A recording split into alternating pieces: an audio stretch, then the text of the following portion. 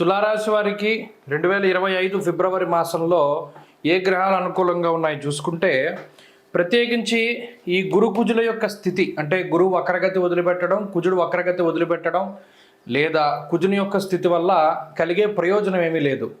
ఇంకా రవి యొక్క మార్పు ద్వారా, అలాగే శనేశ్వరుని యొక్క స్థితి ద్వారా కూడా అంత కలిసి వచ్చే విషయాలు ఏమీ లేవు. ఇంకా అర్ధాష్టమ రవి యొక్క దోషం పోయి పంచమ రవి యొక్క స్థితి అదేమంత అనుకూలమైనది కాదు.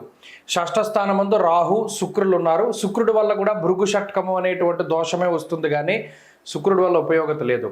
అంటే ఈ మాసంలో ప్రత్యేకించి అనుకూలించే గ్రహాలు రెండే ఈ రాశి వారికి. ఒకటి బుధుడు పంచమ స్థానంలో ఉన్నటువంటి ఆయన, తర్వాత రాహు. ప్రత్యేకించి ఈ రెండు గ్రహాల వల్ల కూడా 20% ఫలితాలు, శుభ ఫలితాలు మనం ఎక్స్పెక్ట్ చేయొచ్చు.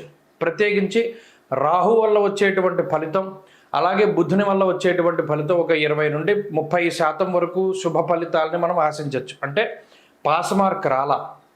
ఎందుకు రాలేదండి అంటే, గురుడు వక్రత్యాగాన్ని చేశారు. అందువల్ల గురుడు మార్పు జరగకపోయినా వక్రత్యాగం వల్ల ఏమవుతుంది, సప్తమ స్థాన స్థితి ఫలితం లేదు, అష్టమంలోకి వెళ్ళిపోయిన తాలూకు ఫలితమే ఉన్నది. అందువల్ల ప్రధానమైన మార్పు అది. ఇక రాహువు బుధుల యొక్క ఫలితాన్ని మీద మాత్రమే ఆధారపడి వెళ్ళాలి. కాబట్టి ఇది కొంత మిశ్రమమైనటువంటి మాసంగానే తులారాశి వారికి చెప్పచ్చు. అంటే జనవరిలో, డిసెంబర్లో ఉన్నంత వెసులుబాటు ఫిబ్రవరిలో ఉండదు. ఫిబ్రవరిలో కొద్దిగా వర్క్ టెన్షన్ ఉంటుంది, వర్క్ ప్రెషర్ ఉంటుంది. అలాగే చాలా కీలకంగా మీరు వ్యవహరించవలసినటువంటిది ఏంటి అంటే, చోర అగ్ని నృపభీతిశ్చ. ఫిబ్రవరి నెలలో దొంగల భయం ఎక్కువగా ఉంటుంది. తులారాశి వారు యజమానులుగా ఉన్నటువంటి ప్రతి గృహాన్ని లేదా ప్రతి సంస్థని దొంగల బారి నుండి చాలా జాగ్రత్తగా కాపాడుకోవాలి. ఇది చాలా కీలకమైనటువంటి విషయం. గతంలో కూడా చెప్పారు, నిన్న నన్ను విజయవాడలో కలిసిన ఆయన అదే అన్నారు. ఏమంటే మీరు ఎలా దొంగల వల్ల భయం అన్నారు, మా ఇంట్లో అంతా దొంగలు దోచుకుపోయారండి. అయితే ఇది మనం సూచన చేయగలుగుతాం, పలానా గ్రహస్థితి వల్ల ఏమవుతుందంటే చోరుల వల్ల భయం వస్తుంది అని. కాబట్టి దానివల్ల వచ్చేటువంటి ప్రమాదాలను నివారించుకోవడానికి మీరే ఏదో ఒక ఆలోచన చేసుకోవాలి. ఇక రెండవది ఏంటి అంటే, ముఖ్యమైనటువంటి డాక్యుమెంట్లు కానీ, ముఖ్యమైనటువంటి సమాచారం కానీ అది మన యొక్క శత్రువులకి తెలుస్తూ ఉంటుంది. అది ఒకటి తెలియకుండా జాగ్రత్తగా మీరు ఎప్పటికప్పుడు, అంటే మిమ్మల్ని మీరు నమ్మడం తప్పితే ఇంకొకరిని ఎవరిని కూడా నమ్మకూడదు. అలాగే కోపం పెరుగుతూ ఉంటుంది, ఫ్రస్ట్రేషన్ వస్తూ ఉంటుంది. ప్రతి ఒక్కళ్ళు మిమ్మల్ని బ్లాక్మెయిల్ చేస్తూ ఉంటారు.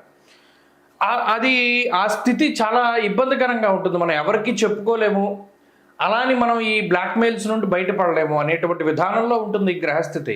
ఇవన్నీ కూడా ఏంటి అంటే, పైకి కనిపించేటువంటి వాతావరణం వేరు తులారాశి వారికి. అందరూ చూస్తారు, అబ్బా వీళ్ళకేంట్లే అనుకుంటారు.